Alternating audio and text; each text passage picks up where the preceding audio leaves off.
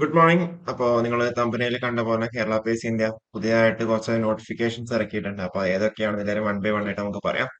അപ്പോൾ അത് ഇന്നലത്തെ ഗസറ്റിലാണ് അത് പ്രസിദ്ധീകരിച്ചിട്ടുണ്ടായിരുന്നത്, ഏപ്രിൽ 1 2024 ഏപ്രിൽ 1. അപ്പോൾ നമുക്ക് ഏതൊക്കെയാണ് പോസ്റ്റുകൾ എന്നില്ലാരും നമുക്ക് നോക്കാം. ഫസ്റ്റ് നമുക്കുള്ളത് ഇൻഡസ്ട്രീസ് എക്സ്റ്റൻഷൻ ഓഫീസർ ആണല്ലോ. അപ്പോൾ അതിന്റെ കാറ്റഗറി നമ്പറും അതേപോലുള്ള കാര്യങ്ങളൊക്കെ നമുക്ക് എന്തെങ്കിലും ജസ്റ്റ് നോക്കാം. ഓക്കെ, അപ്പം ഇൻഡസ്ട്രീസ് ആൻഡ് കൊമേഴ്സ് ഡിപ്പാർട്ട്മെന്റിലേക്ക് കാറ്റഗറി നമ്പർ വന്നിട്ടുള്ളത് 30/2024 category number. Industries extension officer. നല്ലൊരു പേ സ്കെയിലാണ്. 50,200 തൊട്ട് 1,53,000 വരെയാണ് സ്കെയിൽ ഓഫ് പേ വന്നേക്കുന്നത്. നമ്പർ ഓഫ് വേക്കൻസീസ് ആന്റിസിപ്പേറ്റഡ് ആണ്. കഴിഞ്ഞ എക്സാമിന്റെ കേസിൽ എക്സാം കണ്ടക്ട് ചെയ്ത റാങ്ക് ലിസ്റ്റ് എന്ത് ചെയ്യാം ഇപ്പോഴും നിലവിലുണ്ട്. 2024 ഡിസംബറിൽ മാത്രമേ വാലിഡിറ്റി എക്സ്പയർഡ് ആവുള്ളൂ. അപ്പൊ ഇതുവരെ 54+ വേക്കൻസീസ് അവിടെ, 54+ അഡ്വൈസ് അവിടെ പോയിട്ടുണ്ട്. അപ്പം ഇപ്പൊ 2025-26 കാലഘട്ടങ്ങളിൽ അധികം വേക്കൻസി ഉണ്ടാവില്ല. 2027-ലൊക്കെ എന്താ അത്യാവശ്യം നല്ലവണ്ണം വേക്കൻസീസ് ഉണ്ടാവാൻ വേണ്ടി പോകുന്ന ഒരു പോസ്റ്റാണിത്. ഓക്കെ, റിട്ടയർമെന്റ് ഒക്കെ ഉള്ളതാണ്. അപ്പൊ അതില് ഏജ് ലിമിറ്റ് പറഞ്ഞത് 18-36 ആണ്.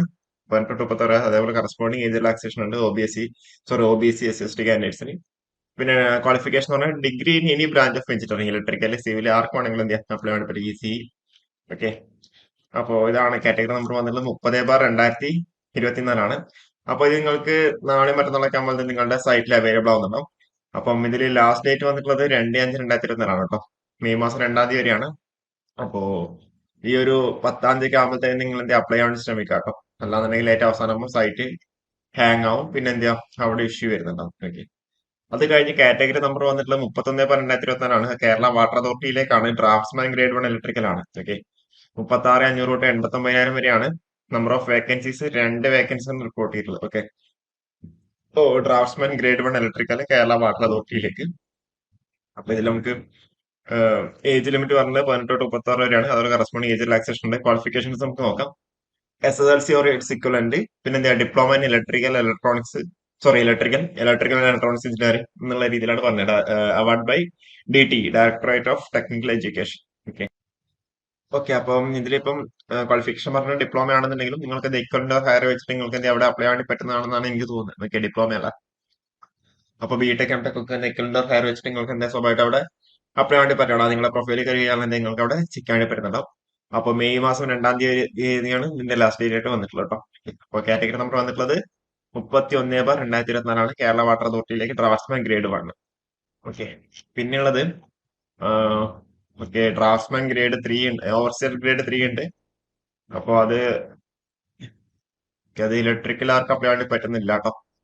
ഓക്കെ, സിവിൽ ഓർ മെക്കാനിക്കൽ ആർക്കാണ്. പിന്നെ ഇലക്ട്രിക്കൽ ആർക്കുള്ളത് ഒരു ഇലക്ട്രീഷ്യൻ പോസ്റ്റ് ഉണ്ട്. അതും കൂടി നമുക്ക് നോക്കിയിട്ട് നമുക്ക് എന്തെങ്കിലും ഒരു വീഡിയോ നമുക്ക് വൈൻഡപ്പ് ചെയ്യാം.